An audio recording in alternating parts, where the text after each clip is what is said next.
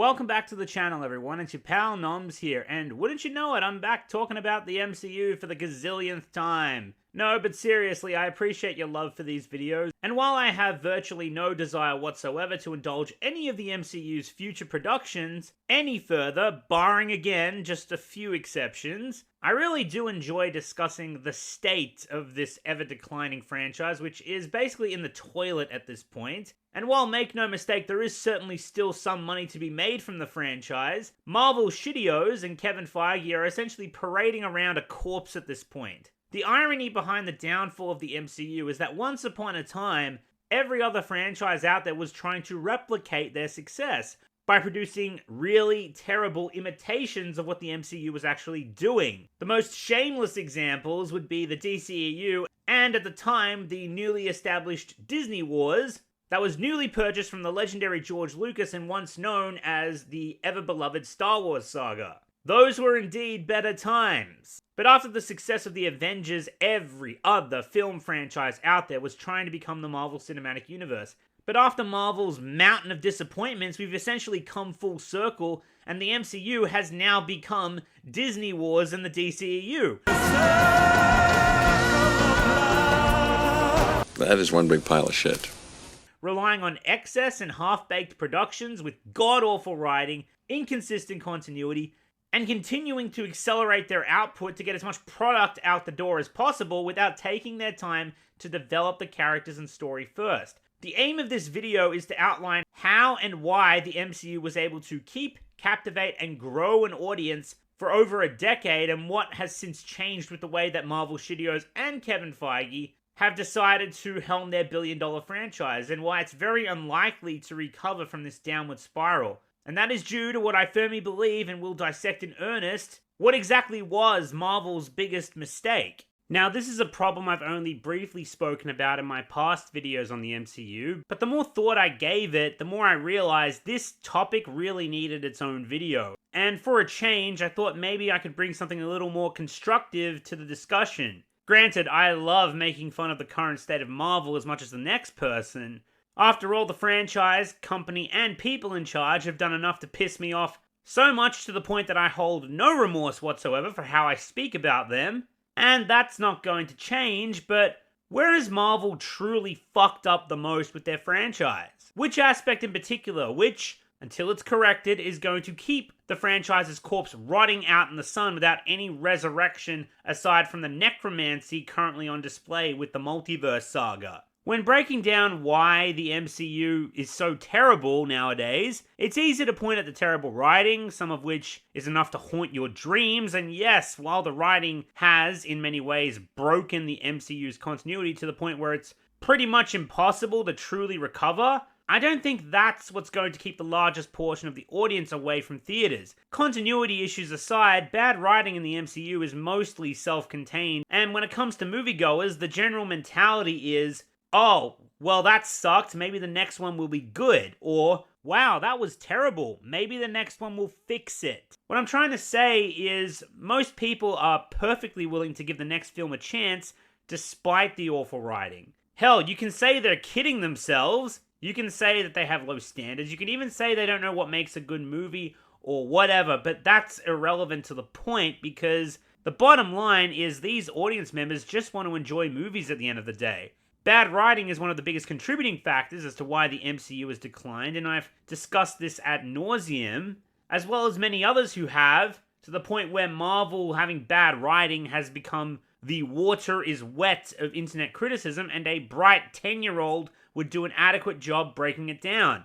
But the bad writing is not the biggest problem with the MCU, at least long-term, because that aspect of the MCU mostly gets corrected as soon as Marvel starts hiring competent people to write and helm their productions for the MCU again. Now, some of you are probably thinking, well then it's got to be the woke identity politics, NOMZ, all the forced political messages Disney and Marvel shove into their productions to pander to the far left-wing side of the political spectrum to gain the praises of mainstream media outlets. There's a long list of political pandering sins that both Disney and Marvel are guilty of, including but not limited to tokenizing race and gender to milk a very shallow profit from very shallow positive reviews, Because, oh look, they added a person of color into their production, and no doubt the worst sin is brainwashing the younger audience into thinking the way that they portray their characters is something to be admired.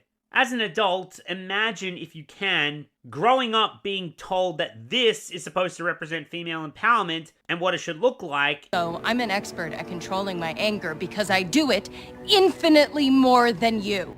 I've been fighting with one arm tied behind my back. But what happens when I'm finally set free? Instead of this. And they will know what we can do by the sweat of our brows and the courage of our hearts. Gentlemen, hoist the colors. The greatest gift and honor is having you for a daughter. Fool, no man can kill me. I am no man.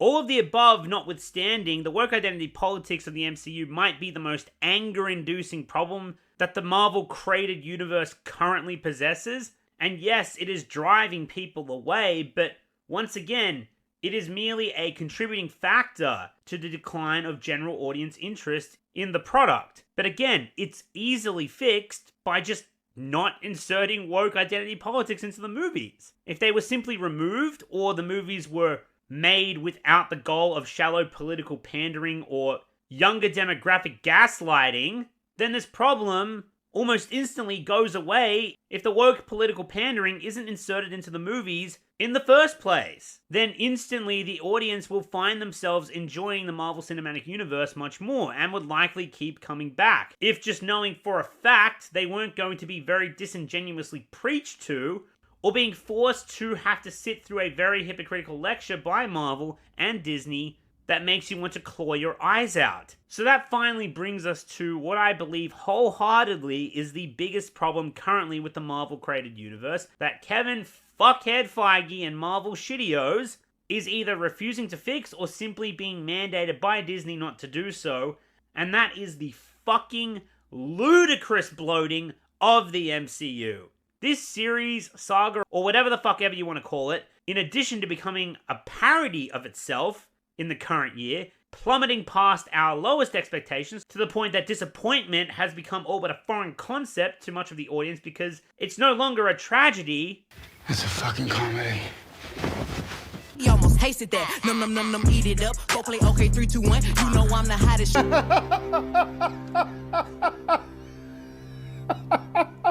Which is the only thing keeping a certain large proportion of the audience from just sheer apathy to the franchise, without which they would have left a long time ago.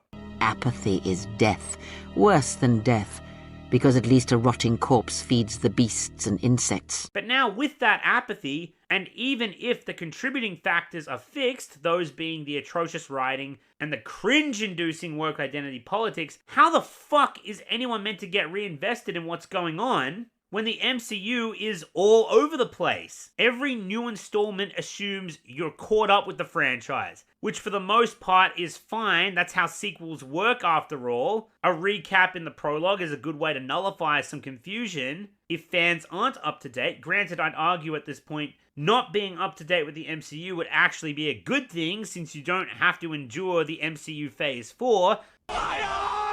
But without it, you'd be mostly lost with what the fuck is going on with the MCU Phase 5. If you're an old fan trying to get their investment back in the MCU, and if you're a newcomer to the franchise, good fucking luck, because you have absolutely no fucking idea what's going on with the franchise. Granted, if you're a newcomer to the MCU, it's expected that you start from the beginning of the Infinity Saga with Iron Man 1, which is fair, but who in the world is willing to sit through 20 plus movies and half a dozen television shows just to catch up to the latest installment, be it a movie or television series? The answer is hardly fucking anyone. And that's not even taking into account just how dreadful the MCU both narratively and politically has become. Divorced from those two contributing factors I mentioned, the bloating, overexposure, and excess of the MCU is undoubtedly going to keep many of these fans away and prevent new ones from latching onto the franchise. Now, I've said this in previous videos on the MCU that the franchise's biggest strength initially was the branching continuity between movies that built off and referenced one another, leading to a grand event. This enabled the franchise to maintain its current fan base whilst building steam for what comes next. Now, admittedly, some people who were never all that high on Marvel to begin with, you know, that one friend back in the day, and we all had one, who insists they shouldn't have to watch 4 different movies to understand Avengers. And while I agree every new film or sequel should provide a baseline understanding to newcomers to the franchise for what's going on, but more to my point, for some people, the unwillingness to indulge the franchise the way it was meant to be chronologically watched demonstrates a huge amount of bad faith on that person's behalf, and this was the case for some back in 2012 with the MCU Stage 1, which is fucking laughable now to think back on in 2023. But that's just for those who are reluctant to give the MCU an honest chance. But for the Marvel faithful out there and general moviegoers who just want to go to the cinemas to have a good time, the MCU timeline and branching continuity was still very straightforward. The movies were largely self-contained with their own storylines, with only vague references to the films running alongside them in the timeline, and all of this was working well for the franchise as most fans maintained their engagement with what was happening during the Infinity Saga, and new fans who were caught up in the hype could do a Marvel movie marathon to catch up, which back then was certainly doable and manageable. Not to mention, most of the movies in the MCU Infinity Saga had a reason to exist beyond just the next fun Marvel adventure. Hey, whoa, slow your roll, I said most, not all. But whether it was to introduce new characters and villains or advance the relationships between existing ones to generate drama that would ultimately pay off in later installments, not to mention the long-term framework of the Infinity Saga that reassured everyone in the back of their minds that Thanos was coming. Even if you didn't know who Thanos was, and as a former fan of the MCU myself, I certainly didn't, but everyone wanted to know who he was and what he was going to do. Meanwhile, comic readers had more than just a little idea of what to expect, and were all like, oh, just wait until he shows up. And well, they weren't wrong, because Thanos actually lived up to the hype and was indeed the MCU's game changer, who basically showed up, bitch-slapped the Avengers, and basically fucked over the entire universe. The coherent and non-excessive branching of continuity for the Infinity Saga, as well as the setups and mostly well-executed payoffs for certain fan-favorite characters, is what kept fan engagement strong, and what also allowed the fan base to keep growing. The reason why Avengers Infinity War was such an accomplishment, and is considered by many to be the best film in the MCU, is because it was able to tie every single story, every single side character from every film in the Infinity Saga into one film, into one plot, and all of which were done in a meaningful way, with the notable exceptions of Ant-Man and Captain Marvel, who would play a role in Avengers Endgame, which would be the film in the franchise that the audience engagement undeniably peaked with. But after that, it's embarrassingly obvious that Marvel had no fucking clue what they were going to do next, since they essentially blew their load on Endgame, because most of the plot lines from the Infinity Saga had been resolved, as well as most of the character arcs having been fulfilled. And the MCU's most popular characters in the franchise, being Iron Man and Captain America, had finally been retired, and the only ones that could still carry the franchise that Marvel had left and were clearly banking on were Spider-Man, Thor, and maybe Doctor Strange. But make no mistake, Marvel shittios and Kevin Fuckwit Feige were scrambling for what comes next. What do people want to see? What do they like? What characters should we invest in? And then Fuckwit Feige and Marvel shittios made their biggest mistake, and that mistake was Disney Plus. Now, it's unclear whether or not it was mandated by Disney to commit so many episodic television series for the Marvel-created universe onto Disney Plus. The platform, after all, was in its infancy at the end of the Infinity Saga, so perhaps it was simply mandated that Marvel would commit most of its next upcoming projects into an episodic format to be released on the platform in order to boost subscription numbers as quickly as possible. Now, you're welcome to take your pick on this, but a just as likely scenario is Kevin Fuckhead Feige and Marvel shittios knew many of their upcoming projects were going to be hit or miss at the box office. I know for a fact that given the timeline of events from 2019 to 2021, this decision Marvel made to commit most of their productions into an episodic format onto a streaming platform was done so before the global pandemic happened, not after.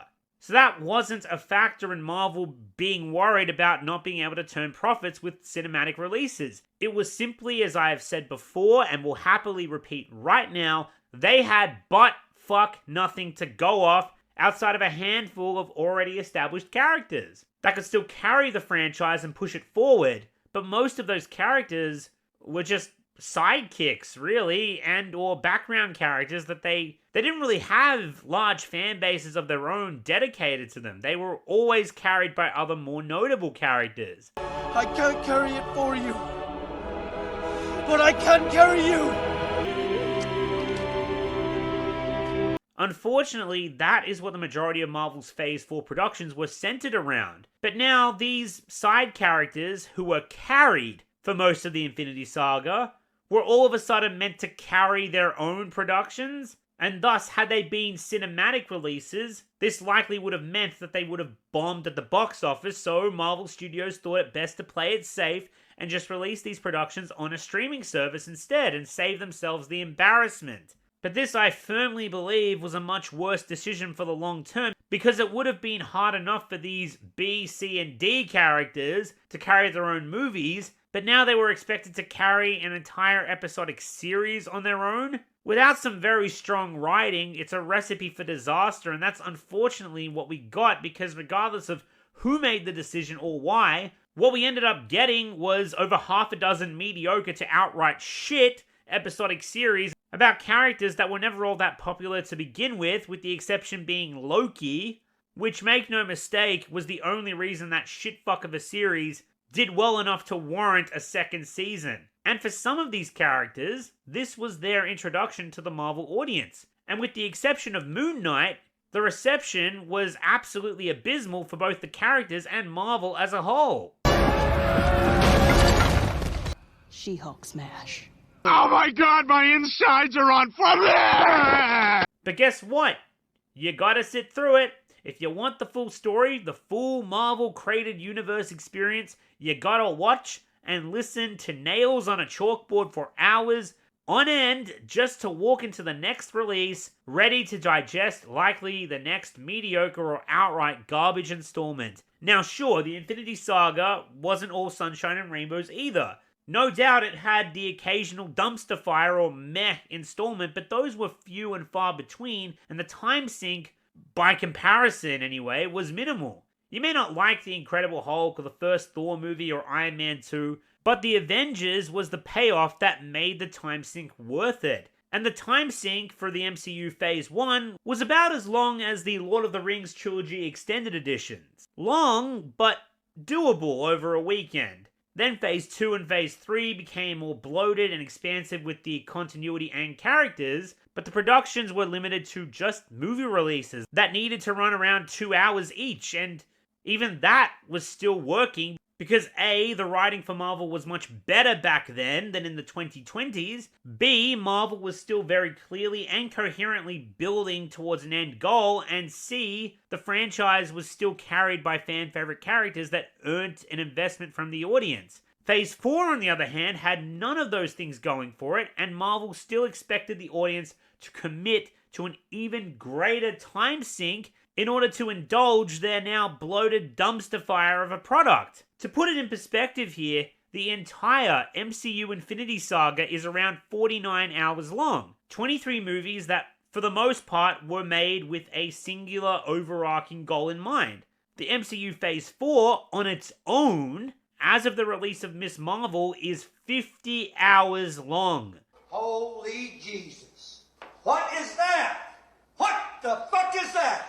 The actual fuck. Yes, you heard me right. The latest phase of the MCU was longer and more bloated than the entire Infinity Saga combined, lacking most, if not all, of the elements that managed to keep audience investment and build more that the Infinity Saga possessed that the Multiverse Saga does not. And while yeah, some of that runtime pertaining to Phase 4 does belong to cinematic releases, most of which only serve to drive the audience away, The majority of the runtime for Marvel Phase 4 is for the Disney Plus episodic series for characters that were never established to carry their own productions. As a matter of fact, Marvel Studios should have already learnt this lesson from the Netflix Marvelverse that tried to replicate the success of the Avengers. The Netflix Marvelverse was almost just as bloated as the MCU Phase 4. Speaking solely from audience consensus here, the Netflix universe consisted of one dumpster fire, two mediocre nothing burgers, one good and arguably the greatest Marvel production ever made. And on that last one, you bet your ass I'm speaking for myself there. The Netflix Daredevil series is fucking greatness incarnate. But what came out of that was an attempt to recreate the magic of the Avengers, which ended up being something mediocre at best with The Defenders. Now, while true, if Defenders as a whole had been written better, it likely would have garnered more interest, but the more damning flaw with how it was helmed was expecting the audience to sit through 4 episodic series just to understand the complete story and all the characters in one upcoming episodic series that in of itself was a massive time sink and isn't even guaranteed to live up to the hype. It's a massive gamble, and no matter how good the writing may be, it's a gamble that many general audience members and even Marvel fans simply don't want to take. Hell, I even ran a poll on my channel just to get a decent sample size for how people approached the Netflix Marvelverse, and my audience largely consists of Marvel fans, or likely former fans at this point, and just general moviegoers who engage in a wide variety of media consumption. Personally, I fall into the category of having only seen Daredevil before watching The Defenders, and I enjoyed what I could from Discount Avengers 2.0. And yes, a large chunk of nuance was lost on me due to not having seen Luke Cage, Iron Fist, or Jessica Jones, but I didn't watch Defenders in bad faith, as I mentioned some liked to do with the MCU even in the beginning. I just simply wasn't interested in indulging any of the other series because I had no investment in those characters and I felt no obligation to sink massive amounts of time into watching them. Had they simply been 2-hour Netflix movies each, well, maybe I would have given them a chance, but the bottom line was I was interested in Daredevil and only Daredevil. And Defenders was a direct sequel to Daredevil Season 2, as well as the other Marvel series, and you won't have a fucking clue what's going on at the start of Daredevil Season 3 without first watching the very mediocre Netvengers series, which many, myself included, consider to be Daredevil Season 2.5. Especially when you consider the fact that Daredevil was the best part of that series and a lot of Daredevil's crucial plot points and character drama was resolved in The Defenders. Dumb decision. They should have just had that in Season 3 and made a fucking Daredevil Season 4. And then we'd be on to Daredevil Season fucking 5 by now. But I'm sure you all know that Netflix is run by a cavalcade of fucking idiots. Anyway, moving on. Now, on top of bloating a franchise with the episodic approach, some people might retort with, oh, well, what about other episodic series? Aren't they just as bloated? And yet they still manage to keep an audience investment. What about Daredevil, Breaking Bad, The Sopranos, etc., etc.? Doesn't that nullify what one might consider bloating, given that in order to understand the ending of each of those episodic series, you'd have to watch the series from the very beginning? Meaning indulging said product all the way through just to get to the payoffs at the end would in of itself be a massive time sink? Okay, first of all, length and bloat are two very different things, but they do go hand in hand, and I'll be sure to distinguish between the two in just a few moments. Now, the Avengers Infinity Saga was long, and it still managed to captivate and build an audience from start to finish. And well, I've already discussed Daredevil, so to the select few people in the comments who might be using length as a counter-argument to refute what I'm saying, I say you're missing the point entirely. Daredevil was episodic. It was longer than the Iron Man trilogy, Captain America trilogy, and the Thor quadrilogy combined. But length isn't the issue in of itself, because yes, that could be applied to any episodic production that could go for 50 hours, 70 hours, or however the fuck long. But the continuity of Daredevil was very self-contained, and thus easy to follow without any obligation to watch or consume unrelated content to understand plot points or characters. The Daredevil Netflix series follows one character and a few side characters native to the show. as they encounter supervillains, solve problems, encounter other Marvel heroes like the Punisher, but all of it was written with purpose and was very streamlined for the audience. The problems with Daredevil started to arise when it began trying to tie into the Defenders series. They would start referencing other characters that never showed up, introducing plot points that wouldn't resolve themselves by the end of the season, and so on and so forth. Similarly, if we're going to talk about some of the greatest television series of all time, both The Sopranos and Breaking Bad, yes, both are massive time sinks, sure, but the storytelling isn't what I would call bloated, at least for the most part. I mean, sure, there's the odd episode that tends to drag and the occasional waste of time subplot with no significant importance to the story, which I would consider bloating in the series, but beyond that, both series were largely centered around one character, and you didn't have to indulge any external material you didn't want to in order to understand the story being told. Simply put, you just have to watch one show from start to fucking finish to understand the entire story and its characters. If you're watching The Sopranos, you signed up to see the story of Tony Soprano. All you have to do is watch The Sopranos from start to finish. You don't have to watch other side stories centered around other characters you don't care about in order to get it. You don't have to read outside material in order to get it. You don't have to indulge any outside material in order to understand it. Same with Breaking Bad. You signed up to see the story of Walter White. That's exactly what you get. And all you have to do is watch Breaking Bad from start to finish, and that is what you will get. That's all you need to understand the story. Now, some are likely going to point out the existence of external material that pertains to both The Sopranos and Breaking Bad. With The Sopranos, you have the prequel movie, Many Saints of Newark. And in the case of Breaking Bad, you have the prequel-sequel episodic series, Better Call Saul, as well as the El Camino movie. Now, while it's true this would fall into the category of bloating the franchise, but it was hardly detrimental to each respective story at all. For starters, both Breaking Bad and The Sopranos were classics long before any of those external productions were even finished. And even so, you can hardly compare that to what Marvel is doing. The Sopranos prequel, Many Saints of Newark, is just that. It's a prequel. It's only 2 hours long, which Sopranos fans would no doubt be more than willing to sit through, being avid fans of the series. The film actually had a mixed reception from the fan base due to not prominently featuring many of the fan favorite characters in the series in a meaningful way. But that's exactly why you can still enjoy The Sopranos completely divorced from the Many Saints of Newark. In fact, Many Saints of Newark really only has one notable plot point that carries over to the main series, and it's for a character we never see in The Sopranos, so no harm, no foul there.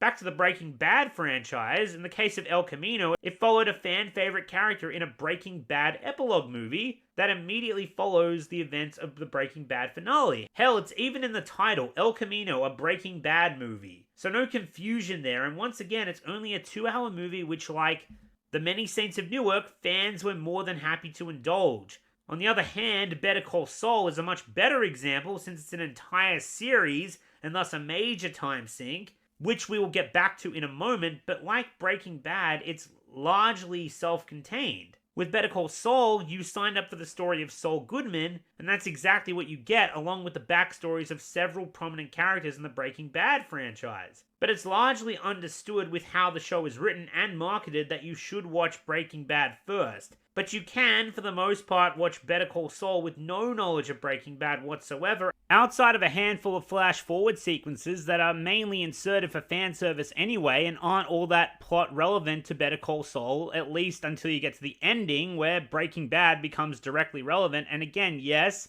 this would be considered bloating of the Breaking Bad franchise, but hardly comparable to what's happening to current year Marvel, who are bloating their franchise exponentially worse, largely following characters that the audience doesn't give a shit about and has little to no investment in, whereas Better Call Saul follows many characters the Breaking Bad audience was already heavily invested in, and not to mention that Better Call Saul is one of the greatest shows to be written in the modern era. Now, as I said, length and bloat are two very, very different things. We've discussed the latter, so how does the former fit into the equation? Well, the length of any media product, or universe for that matter, can affect someone's willingness to give it a try, because you're asking them to give up a large chunk of their free time to indulge a story on good faith, that the story, and especially the ending, will be worth it, or hell, if there even will be an ending at all. This is one of the reasons why I could never fully commit to George R.R. Martin's A Song of Ice and Fire series, because, well, it's a massive time commitment and there's no guarantee that A, there will even be an ending at all, given how notoriously slow George R.R. Martin is to put out his books, and B, that the ending will be worth the time spent indulging the story. Tactical nuke incoming! For some people, this was the case for the beginning of the MCU, but as I said, the Infinity Saga was long, but that didn't really affect the franchise in a negative way all that much, because the bloating was minimal and the writing, for the most part, was much stronger. The story and direction of the franchise was much more straightforward and coherent for the audience, but asking someone to sit through the Infinity Saga, especially prior to it being finished, is a big asking and a huge time commitment, especially without the benefit of hindsight. Returning to Daredevil, Breaking Bad, and The Sopranos just for a moment, the Daredevil Season 3 finale was a pretty excellent conclusion to Daredevil, resolving pretty much all the character arcs, relationships, and plot points. It was a smart move on the off chance that Netflix was dumb enough to let Daredevil out of their grip and cancel it. Spoiler, that's exactly what happened. Fuck you and fuck Disney, and thanks a lot Netflix, you dumb fucks. Breaking Bad's ending, in my opinion, was borderline perfect.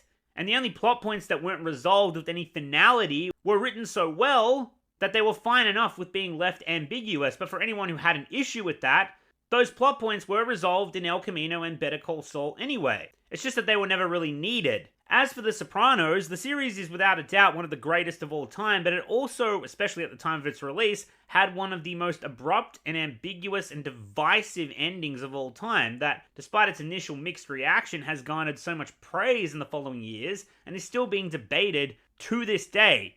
In short, with the benefit of hindsight, you can say that Daredevil, Breaking Bad, and The Sopranos is a worthwhile investment of your time. In the case of the Infinity Saga, yes, it was long, sure. It was a gamble, but as I've already discussed at length, it had a lot going for it to maintain the audience's investment. And now with the benefit of hindsight, you can say, yeah, you should check out the Infinity Saga, there's some really great superhero movies. But warning, it does meander a bit with some mediocre ones as well, and there's a couple of dumpster fires in there. But it's worth it just to get to the ending at least. Or what I'm sure many of us wished was the ending. The MCU Phase 4, for that matter, has no benefit of hindsight. Marvel is asking its consumers, be it general moviegoers, the Marvel faithful, or comic book fanatics, to commit to watching over a dozen more movies and episodic series, which make up more watch time than the entire Infinity Saga combined, before they even made it to Phase 5, with no coherent through line for where the fuck the franchise is going with its narrative, other than an outline for their production timeline, with no clear end in sight. That is a very heavy asking for anyone to indulge on good faith with their time, especially if the grand prize is waiting for the next installment to be a complete dumpster fire, or if it all amounts to an ending that is a complete disaster that spits in your face and makes you regret ever wasting your time in the first place. Even if the writing was excellent for the most part up to that point, it's still a massive commitment, and unlike the ambiguity of The Sopranos ending, there are just some endings out there that are unambiguously atrocious, disastrous, and fucking insulting. Oh, hello, Game of Thrones! It's been fucking ages, how you been? Still dead in the water and disgraced forever, doomed to be hated without a shred of remorse till the end of time? Yeah, thought so. Thanks for wasting 10 years of mine and millions of other people's lives. Go fuck yourself. As a matter of fact, you can thank Game of Thrones as the wake-up call of sorts for the general audience. That show hurt so many people, and I still get comments on my videos where I express my frustrations on the way the series ended from people telling me how they still can't believe how bad that finale actually was. And I seriously doubt a lot of these same people are so easily willing to chance any ongoing piece of media ever again, without knowing if the ending is worth their time. Hell, since Game of Thrones, I myself have only watched episodic series that have been completed, and which I have on good authority, that it will be worth my time to watch it from start to finish. I'm not the kind of guy to hate watch movies, and especially television series, just to shit on it. That's not me. Not even to milk revenue, the way so many other YouTubers like to do, by repeatedly watching really dumb media that they know is going to be shit, and then proceeding to review them, which is basically the equivalent of intellectually shooting fish in a barrel for hours on end to appear like they're smart to their audience, and thus continuously milk some revenue from their hate clicks. And then the cycle continues on and on again. But I digress. The point is, Game of Thrones was the biggest disappointment of all time, hands down. A global phenomenon that completely shat the bed, and the finale was so bad, in fact, that it didn't even have shills.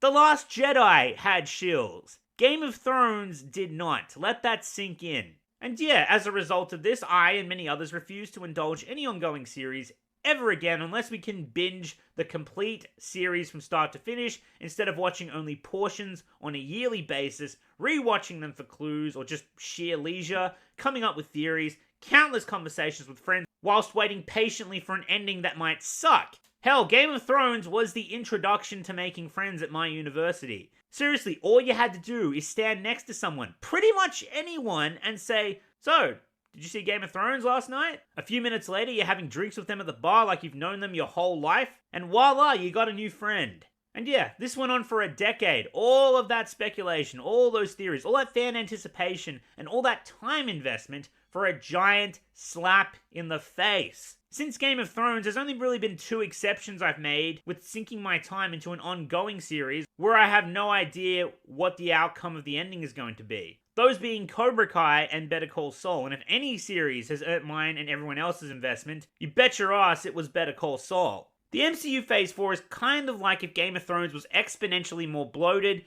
the inconsistent writing was consistently shit, and you just have to pray and hope that all of your hours upon hours of investment, like with Game of Thrones, doesn't amount to the worst possible ending imaginable. Supposedly, all of what Marvel Studios is planning is leading to Avengers 5 and 6, and Marvel Phase 5 seems to be heading in largely the same direction as Phase 4, except Marvel seems to be somewhat backtracking on some of its episodic series, relegating some of those characters to cinematic releases instead, and focusing on characters that they have far more confidence in succeeding with lengthy episodic productions on Disney+, such as Loki, for example. But what Marvel is really banking on, and I've mentioned this several times in my other videos on the MCU, is that the multiverse saga as a concept is merely a crutch to steal other notable characters who are beloved by fans from other creators and throw a fuck ton of money around at those same actors in order to reprise their roles and fill in the gaps for Marvel's dead corpse of a franchise, with popular heroes and villains that again have already been established by other creators without Marvel Studios having to fucking make their own because, newsflash, they suck at it! And now Deadpool 3 and Wolverine will be joining the cinematic lineup for the MCU, and Marvel seem to be leaving their biggest episodic investments on Disney Plus to characters who can actually fucking carry the productions. And laugh the fuck out loud. If the MCU wasn't already a corpse, according to some sources, Marvel Studios have apparently scrapped the production of Daredevil Born Again because of how awful the pre-production was, and are now starting over. Hopefully it ends up being cancelled and we don't have to see that travesty. It'll probably still be released eventually. It is Disney after all, and it takes a seismic scale of failure in order for them to swallow their pride and cut their losses, but I suppose time will tell. But back to my main point, even when Deadpool 3 and Daredevil Born Again come out, and if they end up doing well, what comes next? How does Marvel proceed with that success? Because I'll tell ya, it ain't gonna take much for the novelty to wear off after the nostalgia hype has fallen into the past tense. And like No Way Home, people will see right through it. Right through what Marvel is doing. And interest will once again decline even further, despite it currently being at an all-time low, and by the time Avengers The Cringe Dynasty rolls around, assuming Jonathan Majors comes out unscathed from his legal troubles, how many are still going to be excited for it? After all, the Avengers movies are meant to be the big payoffs, right? For all the mediocrity and shit you have to put up with as an audience member? The shit you have to sit through just to get to the end? But with Marvel's current direction and their productions becoming even more and more of a chore to indulge, ask yourselves and be honest, is it really worth it? And if you've already fallen off the franchise like I have, and for the slightest moment if you can envision yourself returning to the MCU and sitting through the likes of She-Hulk, Ms. Marvel, and Secret Invasion just to be in the right frame of mind, according to Marvel anyway, to consume Daredevil Born Again or Captain America New World Order or even the new Avengers movie, I don't know about you, but my answer is definitively fuck no. Unfortunately, the failure to plan ahead post-Avengers Endgame after the success of the Infinity Saga and the insistence on forcing whatever B, C, and D characters Marvel had at their disposal into relevance by building large-scale, time-consuming productions around them in the hopes that the audience might latch on and keep coming back for more without the writing chops to back it up, has left Marvel in an all but irreversible, overbloated mess of a franchise that has failed to keep a very large and loyal fan base,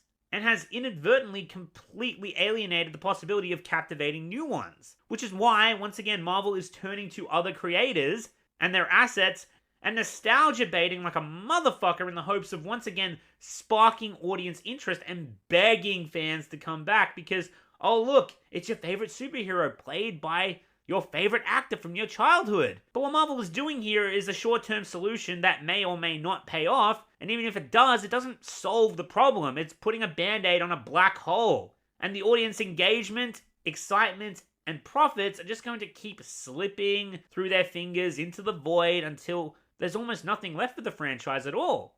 The excessive bloating of the MCU is without a doubt its biggest problem, and it needs to be corrected pronto. Marvel should cut their losses now, and either start over with a reboot, which a reboot has been rumored, but I'll believe when I see. After all, as most of you should know, internet rumors are like weeds. You don't ask for them, but they keep popping the fuck up everywhere. I'm like a weed, Jerry. I thought you liked Hitler in the bunker. I'm a weed in Hitler's bunker. Getting a little uncomfortable with the Hitler stuff. But to indulge this rumor for just a moment, if Marvel actually does take this route, this will likely enrage the fan base who still is invested in this mess of a franchise, and I doubt that's going to lure back many of the old fans, since superhero movies are currently nosediving in popularity. Thanks, Hollywood, for killing one of my favorite movie genres with your fucking over-excessive product-milking bullshit. Good job. But rebooting, I don't think is the answer, but it is certainly an option for Marvel. But what I think the correct thing to do is to stop branching out the franchise and funnel the characters into a more coherent storyline instead. Have the franchise centered around just one main character.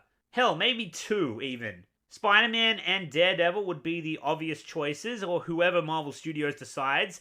And then they could construct a story from there that allows the audience to latch onto that character, slowly get reintroduced to the universe they've established through the point of view of that character, and allowing the universe to branch out naturally from there. And doing such has worked wonders in the past. The Netflix Daredevil series is one such example. You got to see a lot of the surrounding Marvel universe, including other fan-favorite Marvel characters like the Punisher, for instance, but Daredevil was always the focus. Sure, characters would come in and out of the series, and we'd get introduced to them through the eyes of our main protagonist, and that would help the audience gravitate towards them. It's one of the reasons I wish Netflix's Marvelverse and The Defenders was just centered solely around Daredevil. I mentioned before that The Defenders was essentially Daredevil Season 2.5. Had Luke Cage, Jessica Jones, and Iron Fist been introduced into the franchise the same way the Punisher was, I'd imagine those characters would have been far more well received. And because the Punisher was introduced this way, not to mention the phenomenal writing, it was also the very reason why fans were far more willing to check out the Punisher series as opposed to Iron Fist or Luke Cage. Had the Defenders series just been Daredevil Season 3 or even 4, I guarantee you that the Netflix Marvelverse would have been much more successful because it would have removed the bloating of the franchise and allowed for an organic attachment to form between the audience and these characters. That was simply more than just an obligation to indulge their shows in order to understand the full story. Another example is the 90s Spider-Man animated series, once again centered around a single main protagonist, and we get introduced to so many different villains and many different fan-favorite heroes that are prominent throughout the Marvel Universe.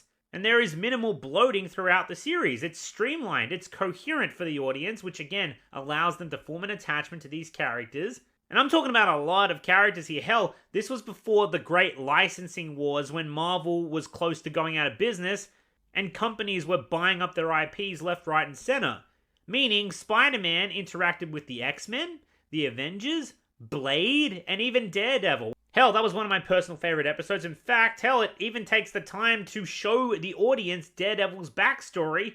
And like I said, all of this was happening through the eyes of a single character. Practically the whole Marvel Universe was funneled inside a cartoon show that didn't require a dozen other shows to get your attention and force you to indulge them in order to understand the overarching story, the universe, or its characters. And therein lies the solution to Marvel Studios' biggest current issue, I think, with the MCU.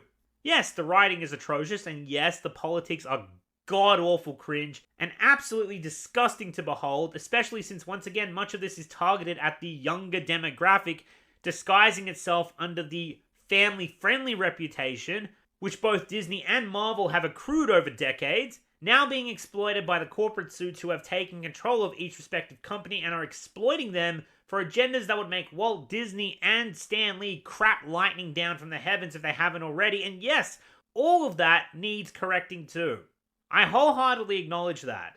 But until Marvel focuses on quality over quantity, goes back to the basics of establishing characters and a central story first, before branching out the continuity of their universe, then the MCU will continue to suffer the consequences for it. Anyway guys, that's going to bring us to the end of the video. Thank you all for tuning in, and again, if you haven't already, be sure to check out my other videos on the sharp decline and rotting corpse of the MCU. Hell, I've even reviewed a couple of their train wrecks for your viewing pleasure. Be sure to check out those too. And for those select few of you out there who have already had a ginormous cry in the comments about how my channel is apparently all doom and gloom and have most probably left your dislike and left at this point, I can promise you, you ignorant fuck, nothing could be further from the truth, and there's plenty of positive videos on this channel if you take more than 5 fucking seconds to properly acquaint yourself with it. Like you. Yes, you, the one currently watching this video, and has made it all the way to the end, and has actually taken the time to both indulge it and my channel in good faith. Thank you very much for doing so, and for staying till the end of the video. You are a legend, and I'll see you next time.